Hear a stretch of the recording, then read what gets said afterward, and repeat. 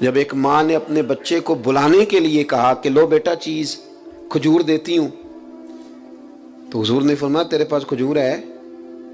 عرض کی حضور ہے۔ فرمایا اگر تو کھجور نہ رکھتی تو نے جھوٹ بولا تھا۔ یعنی جو دین آپ کو چھوٹے بچے سے بھی سچ بولنے کا درس دیتا ہے، چھوٹے بچے سے بھی، ایک چھوٹے بچے کے ساتھ بھی آپ کلام کریں تو سچی بات کریں، تاکہ وہ بچہ عدم اعتماد کا شکار نہ ہو، وہ آپ کے بارے میں یہ گمان کرے کہ یہاں سے مجھے جو بات ملے گی بالکل خیر کی ملے گی۔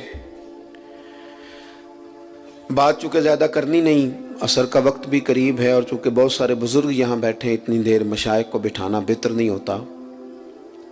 حضرت معروف کرخی رحمۃ اللہ علیہ کی خانقاہ میں بغداد کے سب لوگ جمع ہو کے حاضر ہوئے۔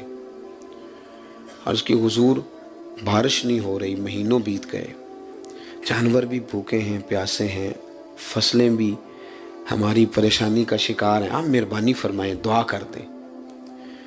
تو حضرت معروف کرخی رحمۃ اللہ علیہ فرمانے لگے یہ میری خانقاہ کے سامنے نا ایک دکاندار ہے، ہم اپنی زبان میں کریانے والا کہتے ہیں، یہ دکاندار ہے، گھی بیچتا ہے، گڑ بیچتا ہے، اس سے دعا کراؤ بارش ہو جائے گی۔ یہ نا دکاندار سے، اللہ اکبر۔ تو اب سارے اس کو جانتے تھے، وہ ان کے علاقے کا تھا، کہ حضرت جی اس سے دعا کرائیں۔ فرمایا تمہیں کہا ہے نا کراؤ بارش ہو جائے گی۔ لوگ جمع ہو کے چلے گئے، اس سے جا کے کہا میاں دعا کر دو بارش کے لیے۔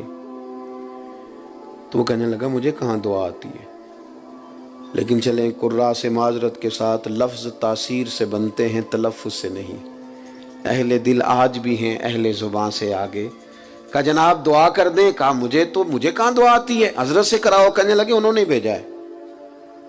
کہا شیخ نے بھیجا ہے تو کر دیتے ہیں۔ ہاتھ اٹھائے، سادہ آدمی، سادے جملے۔ کہنے لگا اللہ تیرے بندے آئے ہیں اور تیرے بندے نے بھیجے، بارش کے متلاشی ہیں، تو کریم ہے، کرم فرما دے۔ لوگ کہتے ہیں کوئی آثار نہیں تھے، پر اس کی دعا مکمل نہیں ہوئی کہ کالی گھٹائیں چھا گئیں، اور بارش اس طرح جم کے برسی کے جل تھل ہو گیا۔ باقی لوگ تو چلے گئے، اہل دل حضرت معروف کرخی کی خدمت میں حاضر ہوئے۔ عرض کی حضور یہ تو ہمارے ساتھ نماز پڑھتا ہے، کلاس فیلو ہے، اسی محلے میں پیدا ہو کے بڑا ہوا ہے، کوئی رات کو الگ سے آ کے نماز پڑھتا ہے؟ فرمایا نہیں، اتنی ہی 5 نمازیں جتنی تم پڑھتے ہو، وہی اس کا حال ہے، کچھ زیادہ نہیں۔ اللہ اکبر۔ عرض کی حضور پھر کوئی تو خوبی ہوگی کہ قبولیت اس کی دعاؤں کی اتنی قریب ہے کہ وہ کشکول طلب پورا پھیلاتا بھی نہیں کہ رحمت برستی ہے۔ حضور کوئی بات؟ تو حضرت معروف کرخی کی بوڑھی آنکھیں چمکدار ہوئیں، چند آنسو قطرے بن کے ٹپکے، فرمانے لگے 35 سال ہو گئے میرے سامنے دکان کرتے، غریب کا غریب رہ گیا، لیکن اس نے گاہکوں کے ساتھ سچ بولا ہے، اس نے سودا پورا تولا ہے، اس نے اللہ کے بندوں کو لوٹا نہیں۔ وہ جو 35 سال رب کی بات مانے نا، وہ جب ہاتھ اٹھا دے تو رب بھی مان لیا کرتا ہے۔ بس اتنی بات ہے، اس نے 35 سال دیانتداری سے وقت گزارا، اس کا دل صاف رہا، اس نے صفائی کے ساتھ ڈیوٹی کری۔ اب وہ جب ہاتھ پھیلاتا ہے تو مالک بھی قبول کر لیتا ہے۔ وہ میرے بھائی، اگر طبیعتیں اس طرح کی ہوں، لہجے اس طرح کے ہوں کہ ہم نہ بہت زیادہ پھیلنے کی بجائے محدود ہوں، لیکن سچے ہوں، کھرے ہوں، دیانت والے ہوں۔ تاریخ ہمیں بتاتی ہے کہ حضرت اسماء بنت ابی بکر صدیق رضی اللہ تعالی عنہ جب چلے گئے نا محبوب کریم علیہ السلام سیدنا صدیق اکبر کو لے کر غار ثور میں، تو ابو جہل کچھ لوگوں کو لے کے ان کے دروازے آیا، شور کیا اس نے۔ جناب اسماء فرماتی ہیں میرا گھر وہ تھا کہ کبھی کسی نے نظر اٹھا کے نہیں دیکھا تھا، میں سردار کی بیٹی تھی، طاقت نہیں تھی کسی کی۔ اس نے شور کیا تو میں پردہ اوڑے باہر نکلی، کہنے لگا کہاں گئے تیرے والد؟ جوانوں غور کرنا، کوئی فائدہ نہیں ہوتا پھر بھی ہم غلط بات کرتے ہیں، کچھ بھی نہیں ہوتا پھر بھی جھوٹ بولتے ہیں، کچھ دنیاوی نفع بھی نہیں، صرف اس مجلس میں تھوڑا ذائقہ پیدا کرنے کے لیے دروغ گوئی۔ پاس سمیٹنے لگا ہوں، سیدہ فرماتی ہیں کہ اس نے کہا کدھر گئے ہیں؟ فرماتی ہیں میرے سامنے 2 راستے تھے، ایک تو یہ تھا کہ میں سچ بولوں اور کہوں غار ثور میں ہے، پر یہ تو وفا کے خلاف ہے، یہ تو پہنچ جائیں گے، حضور کو تکلیف دیں گے۔ اور ایک یہ کہ میں جھوٹ بولوں کہ مجھے پتہ نہیں، اور یہ حضور کی شریعت کے خلاف ہے۔ آپ فرماتی ہیں میرے لیے مشکل آ گئی، کس طرح جھوٹ بولوں؟ صدیق کی بیٹی ہوں اور صدیق اکبر کی نور نظر ہوں، کیسے؟ اور سچ بتاؤں تو کیسے؟ میں سوچ رہی تھی تو اس نے شور کیا، کہا بتاؤ کہاں ہے؟ سنو ملت کے جوانوں، ایک خاتون فرماتی ہے میں نے ساری ہمتیں جمع کر کے کہا اللہ میری مدد کرنا۔